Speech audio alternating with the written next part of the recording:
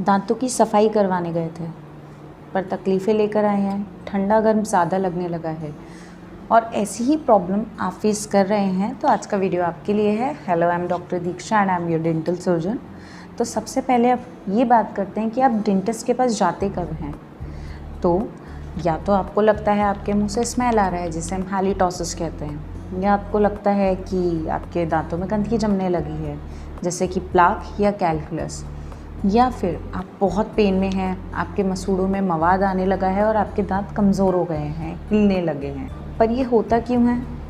तो इसका सबसे पहले मैं आपको रीज़न बताना चाहूँगी कि जो आप खाना खाते हैं वो आपके दांतों की सरफेस पर जाकर लग जाता है। अब या तो आप उसको क्लीन ठीक से नहीं कर रहे हैं, या फिर क्लीन करने के बाद भी आपकी ब्रश उस एरिया तक ठीक से नहीं पहुंच रही है। जब आप ब्रश कर रहे हैं तो आपकी टेक्निक ठीक नहीं है, आपको ब्रश करने का तरीका ठीक नहीं है, जिससे वो साफ़ नहीं हो पा रहा है। और ऐसी कंडीशन में खाना दांतों की सतह पर जमता रहता है और जमने के बाद उस सतह पर बैक्टीरिया, जो जीवाणु हमको दिख रहे नहीं हैं, वो अटैक करने लगते हैं। अटैक करके वो आपके मसूड़ों तक पहुंच जाते हैं और ऐसी कंडीशन में वो आपके मसूड़ों में मवाद डालते हैं। आपके दांत कमज़ोर हो जाते हैं, वो हिलने लगते हैं, जिसे हम पायरिया की शिकायत भी बोलते हैं। और आप ऐसी कंडीशन में डेंटिस्ट के पास जाते हैं जो कि आप स्केलिंग या सफाई के लिए कहते हैं, जिसके बाद आपकी प्रॉब्लम्स बढ़ गई है। तो सबसे पहले मैं आपको बताना चाहूँगी कि स्केलिंग होता क्या है। स्केलिंग के लिए स्क्रीन पर आप देख सकते हैं, ये स्केलर होता है जिस पर एक स्केलर टिप लगती है जिसमें से वाटर प्रेशर आता है। ये वाटर यानी ये जो पानी का प्रेशर रहेगा, ये आपके दांतों की सतह और मसूड़ों के अंदर जमी हुई गंदगी को रिमूव कर देगा। जैसे ये इस टाइप से चलाई जाएगी, जो आपके दांतों की सरफेस यानी दांतों के और जड़ों के बीच में जो मसूड़े हैं, इनमें खाना जमा हुआ है, गंदगी जमी हुई है, इस सरफेस पे जो गंदगी जमी हुई है उन सबको रिमूव करेगा। वाटर प्रेशर से ही रिमूव हो रहा है। इसमें आपके दांतों की घिसाई नहीं हो रही है, ना ही सरफेस वो घिसा जा रहा है। इसमें सिर्फ गंदगी को हटाया जाता है, वो भी पानी के प्रेशर के थ्रू। इसी को हम स्केलिंग कहते हैं। इससे क्या होता है, इसका फ़ायदा क्या होता है, हम क्यों बोलते हैं?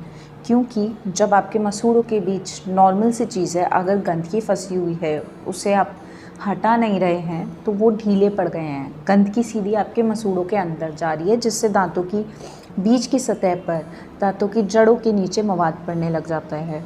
अब ऐसे में हम लोग आपको स्केलिंग के लिए बोलते हैं, जिससे सफाई होती है। सफाई होगी, कुछ जेल दिए जाएंगे, कुछ टूथपेस्ट दी जाएगी, कुछ दिनों के लिए कुछ चीज़ों का ध्यान रखने को बोला जाएगा, जैसे चाय कॉफ़ी अवॉइड करने को, बहुत ज़्यादा ठंडा खाने को।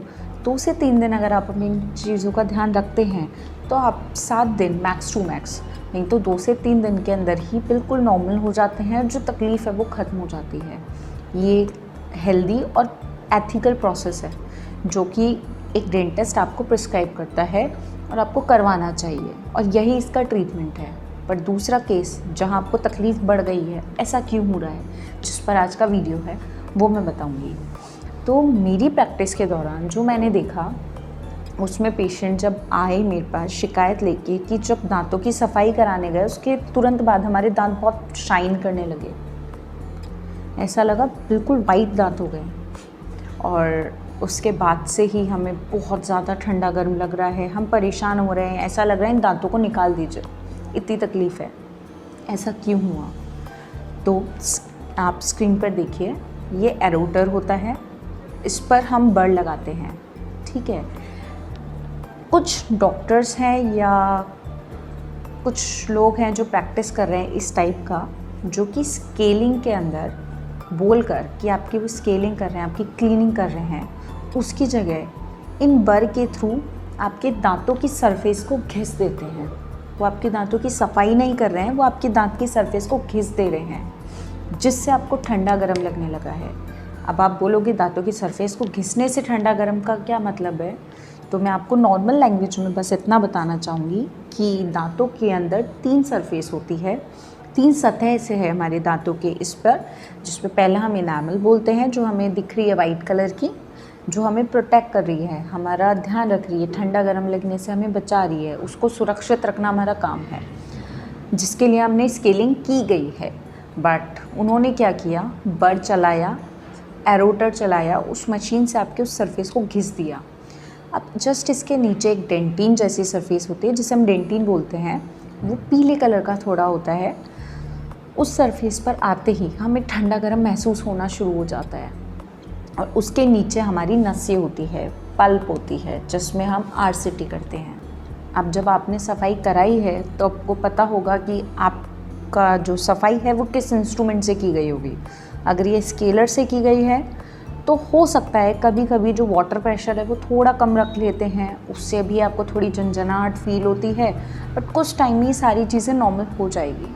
लेकिन आपको थोड़ी सी चीज़ों का ध्यान रखना पड़ेगा, जैसे कुछ टाइम के लिए जब आप स्केलिंग करा के आ रहे हैं, चाय कॉफ़ी रोक दीजिए 1 हफ्ते के लिए, ना 3 दिन के लिए स्पेशली। ज़्यादा ठंडा ना खाएं, ठीक है, इससे स्टेन्स वापस आने के चांसेस रहते हैं चाय कॉफ़ी से, और ठंडा खाने से आपको झंझनाहट फील हो सकती है। इस बीच में हम आपको कुछ जेल दे रहे हैं जो कि आपके मसूड़ों पे मसाज करना होता है। गम पेंट्स होते हैं, आपके मसूड़ों को वापस टाइट कर देते हैं।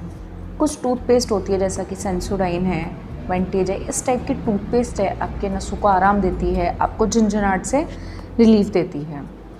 पर जो दूसरा केस मैंने देखे हैं वो अगर आपके साथ ऐसा हुआ है कि आपको भी एरोटर या बर से घिस दिया गया है उस सरफेस को, तो इसका इन चीज़ों से कोई ट्रीटमेंट नहीं होगा। इसके ट्रीटमेंट के लिए आपको अपने डेंटिस्ट के पास जाकर एक बार प्रॉपर चेकअप ही कराना पड़ेगा कि एक्चुअल में आपके साथ में हुआ क्या है।